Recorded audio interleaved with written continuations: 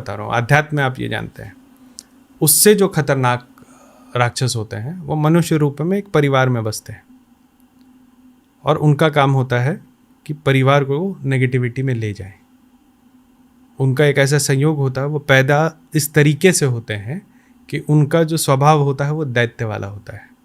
इसको भी टैकल किया जा सकता है स्ट्रैटेजिकली, आध्यात्मिकता से।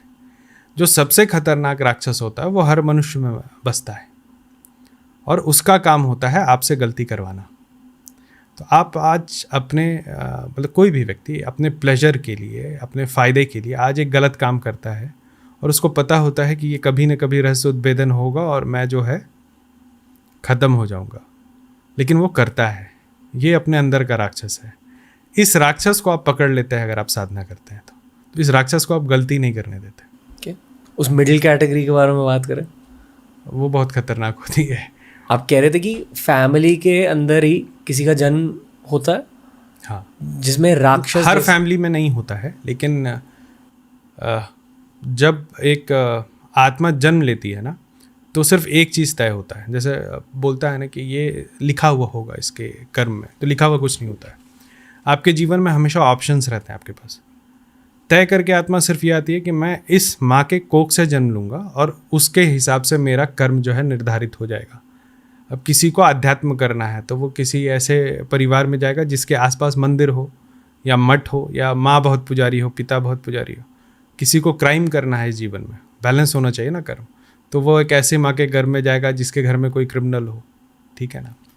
उसी तरीके से कुछ लोगों का प्रारब्ध होता है कि वो पारिवारिक अशांति झेलें और उस प्रारब्ध के अंदर में कुछ ऐसी शक्तियाँ उनके घर में जन्म लेती हैं जो कि घर को अशांत करती हैं, नकारात्मकता लाती हैं, साथ में नकारात्मक ऊर्जा लेती हैं। वो घर हमेशा अशांत रहता है।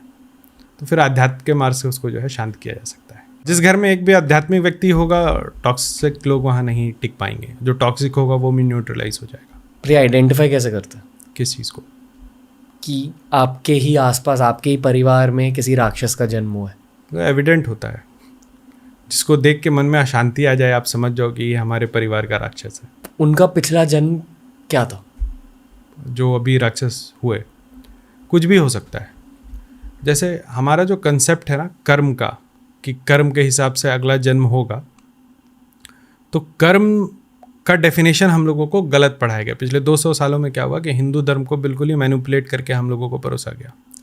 एक ऐसा वर्जन दिया गया हर चीज़ों का जिससे हम लोगों में सनातन धर्म के प्रति डर, देवता के प्रति डर रहे, ठीक है, और हर वो चीज़ हो जो कि सोशली एक्सेप्टेबल हो। हमारे ग्रंथ क्या कहते हैं उससे कोई मतलब नहीं है, ठीक है। कर्म बेसिकली क्या होता है? कर्म होता है सीख। जब महाशून्य बाइफरकेट हुए तो आत्माएं बनी, नारायण बने, और हर एक शरीर में एक नारायण आया।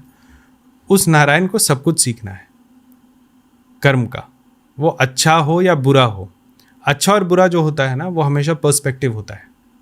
There is nothing that is absolutely correct. You do something in life, वो कभी एब्सोल्युटली करेक्ट नहीं हो सकता है। आपके ऑफिस में 2 लोग हैं, उसमें एक को आपने प्रमोट कर दिया, आप उसके लिए तो आपने गुड कर्म किया, लेकिन एक और बंदा था जो एक्सपेक्ट कर रहा था कि प्रमोशन उसका होना चाहिए, उसके लिए आप एविल हो गए। सो अच्छा बुरा कर्म जैसा कुछ होता नहीं है। There has to be a balance. और एक आत्मा को ना सब सीखना है, अच्छा बुरा। एक जीवन में हत्यारा है, अगले जीवन में वो संत भी होगा।